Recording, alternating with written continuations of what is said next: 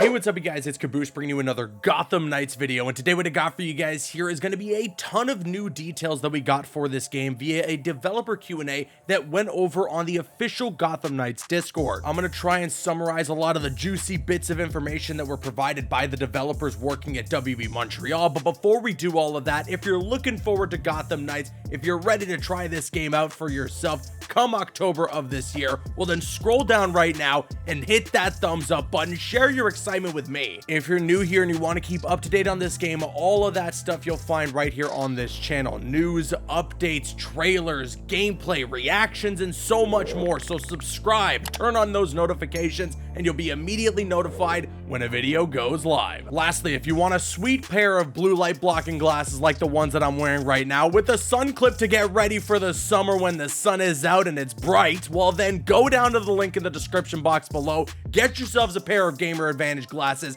and use code Caboose at checkout. And with that being said, let's get into the video. Okay, so as I mentioned, the developers working at WB Montreal did a Q&A for Gotham Knights in the official Gotham Knights Discord. You can check the full thing out, the link's going to be in the description box below. I'm not going to go over every single question, I am going to go over a lot in this video, I'll tell you that much. My Discord's also going to be in the link in the description if you want to join it. It's a pretty fun community there. But I will go over a lot of juicy bits and the good information that you're going to want to know about here in this video. Starting off with the first question here that was asked by Ennis Rizzi 1. How alive is the open world in terms of civilians, weather, traffic, crimes, NPC interactions, enterable buildings, etc.? And Patrick Redding responded to this by saying, everything mentioned in that question is present in our Gotham City to some degree. Each district in Gotham has a distinct mix of citizens. Since the players will only hit the streets at night, some neighborhoods have more civilian nightlife, while others are more industrial and bleak.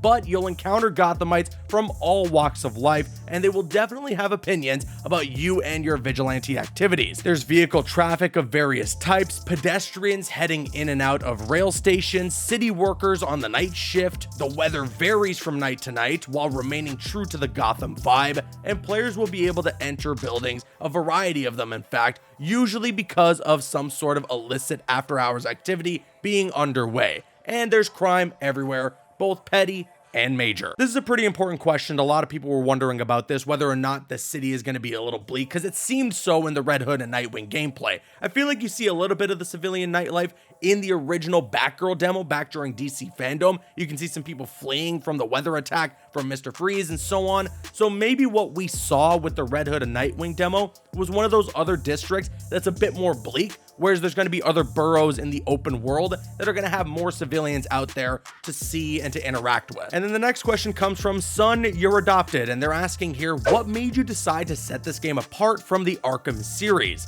And Patrick Redding once again responds, the rich mythology to the Batman universe itself. We wanted to be able to interpret and adapt the characters that's both the heroes and their rogues gallery in new ways that would support a new player experience and progression. We wanted to be able to write the history of these characters with an original story without being tied to a particular continuity or feature set. And yes, in case anybody's wondering, because for some reason there are still people out there that actually argue the opposing opinion here, in that this game is potentially connected to the Arkham universe. No, it is not in any way, shape, or form. It never has been. This game, since its announcement, was stated to be an original game set within the DC universe, specifically within the Batman mythos, that doesn't have any continuation to Batman Arkham Knight. Unfortunately, I think they dug themselves a bit of a hole here, because the story setup for Gotham Knights seems like it's carrying off from where we left in Batman Arkham Knight, but there's no correlation.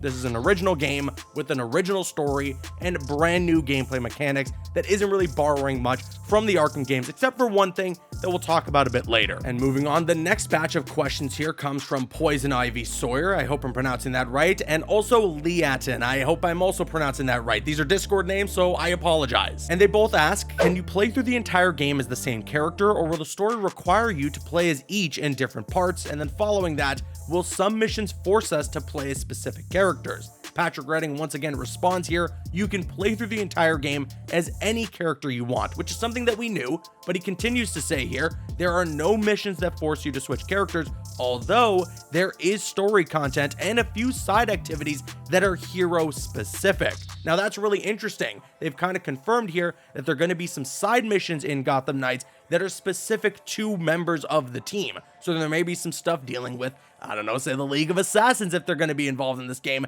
that are specific to Red Hood, or maybe there's some story beats where if you're playing as Red Hood, the cutscenes will be tailored to his experience with the characters you're interacting with. Then next up from Hot and Fresh, they ask here, are the random crimes completely dynamic? Like if we don't go save someone from getting mugged, can we come back 2 hours later and they're still waiting to get rescued, or we will be able to have consequences to our choices to create a sense of realism and urgency like the comics or films? Patrick Redding responds here, it depends on the crime. Some of the random opportunistic crime will still linger unless the player moves to intervene.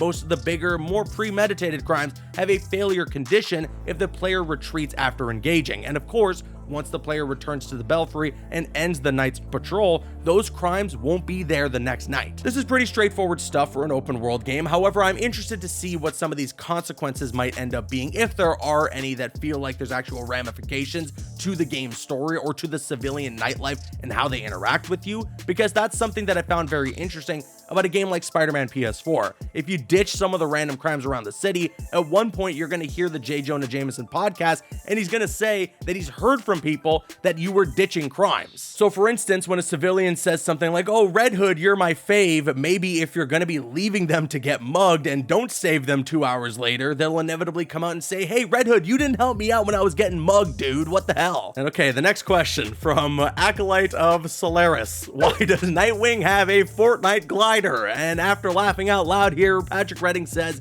the flying trapeze was inspired by a couple of ideas. First, some of the classic issues in the Nightwing solo book where he extends his aerialist moves with jet-powered gliders. Second, we like the death-defying angle of him looking at all the various stealth drones in Batman's arsenal and calculating that he could just get away with hanging off one of the smaller models and still be able to maintain or gain altitude with it. It's designed to feel a bit improvised and dependent on his extreme athleticism, which fits Nightwing's approach to everything.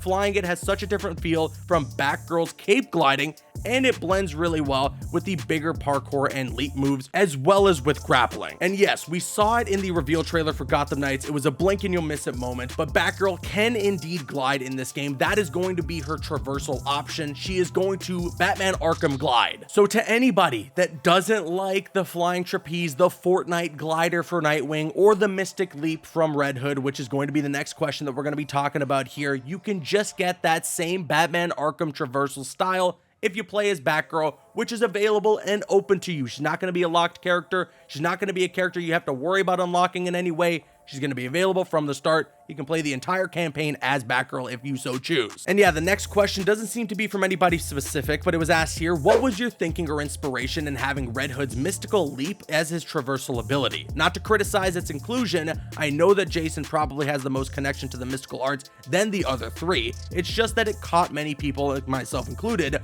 off guard. Patrick Redding says, with each of our 4 heroes, we looked for a unifying theme to their heroic evolution to link the new abilities they would unlock on their way to knighthood. With Red Hood, we looked at a few examples of the lore around his resurrection in the Lazarus Pit and subsequent conditioning. We really like the idea that as Jason starts to confront the trauma of dying and being brought back, he begins to be able to tap into some lost abilities. In the same way that he's tried to reinvent himself from anti-hero to hero while retaining his strengths, he discovers that he can channel these mystic talents in ways he finds familiar, through his physicality and how he moves, but also in how he fights and even how he uses his weapons. We'll see that Mystic Leap is just one manifestation of those powers. Obviously, this is a great explanation. I think that they explained it really well here. I do not like the Mystic Leap, and if I'm ever going to be playing as Red Hood, I think I'm mainly going to stick to the parkour, to running around the streets of Gotham, using the bat cycle, and as well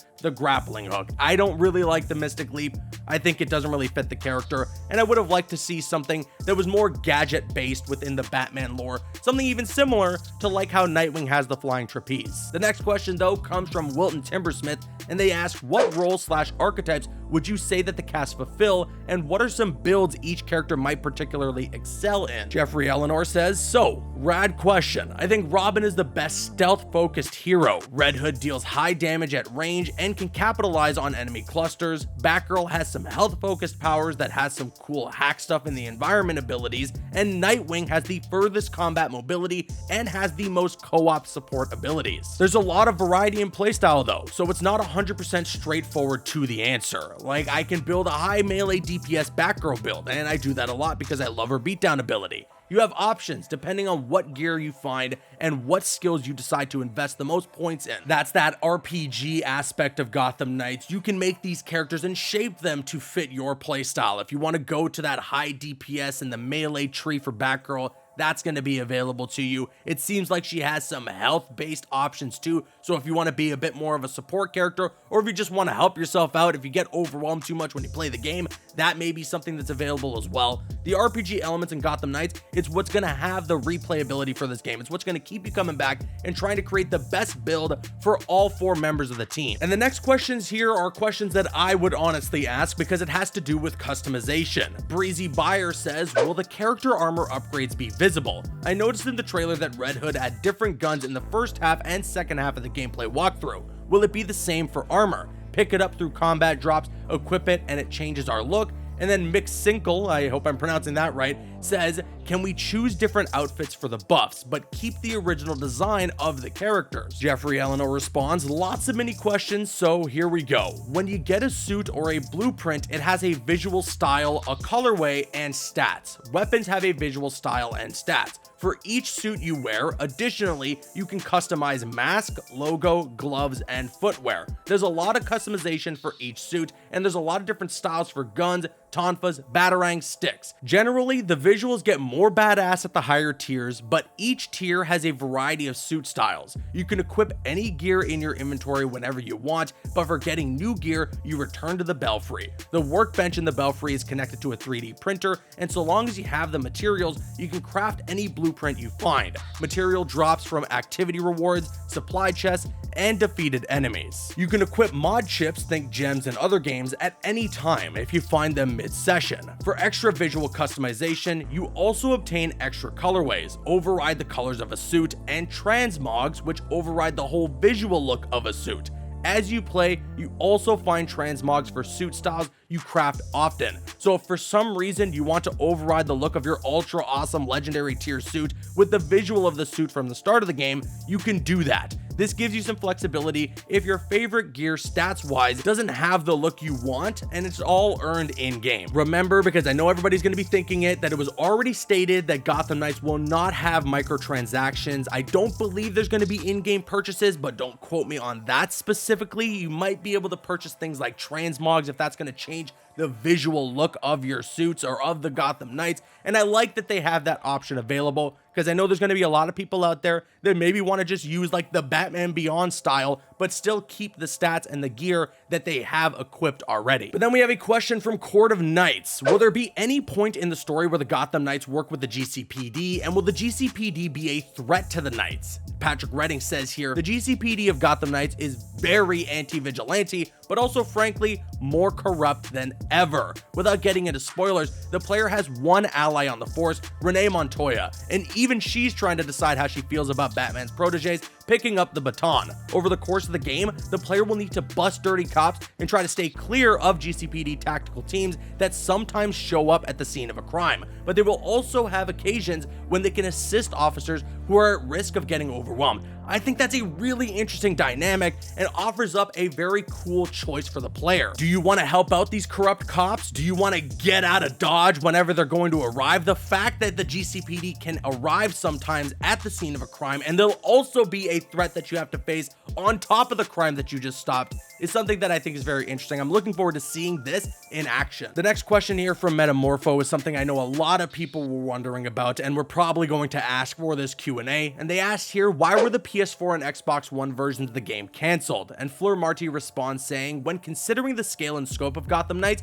we had to prioritize and focus our efforts to deliver the game at a satisfying level of quality for current gen. We totally understand that this is upsetting to players who don't own a current gen console yet, and believe me, we didn't make this decision lightly. But in the end, we wanted to focus on delivering a game that we are truly proud of. I don't know what more I can say about this topic that I haven't said already. I understand the frustration that everybody's feeling, but a lot of the reactions here are sometimes blown way out of proportion. Some people are trying to claim that this is out of laziness or even out of greed, and both of those could not be less true. It's obviously not out of laziness because they already were working on the last gen versions of the game, and they had previously announced that it was going to come to the PS4 and the Xbox One. So to cancel that would mean that they had to ditch all the work that they had put into those versions. And it's definitely not out of greed because everybody on the planet knows that it's very hard to get a hold of a PlayStation 5 and an Xbox Series X, so they're not going to be able to sell this game as well as they would have if it was going to be coming to the last generation of consoles as well. This was simply a rock and a hard place for WB Montreal, and they had to make the lesser of two evils decision here in canceling the last gen versions of the game, and hopefully it will benefit completely from that and we'll have a smooth launch come October 25th later this year. And that just about does it for the questions and answers that I wanted to showcase here. There's a lot more that I didn't go over in this video, so make sure you join that Gotham Knights Discord. It's going to be linked in the description box below, as well as my Discord. You should totally join that. The community is really awesome. There's some really amazing people in Discord. But with that being said, now I want to kick it to you guys. Let me know your thoughts in the comment section below. Did anything that was answered here get you a little more excited for Gotham Knights? How are you feeling about it? I want to hear what you have to say in the comments below.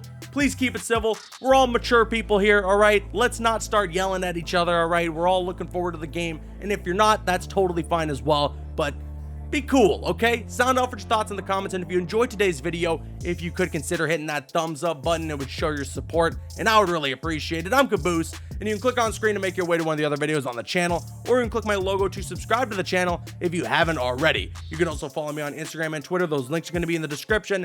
Drop a like if you enjoyed, leave a comment if you have an opinion, and subscribe if you're new. See you guys later.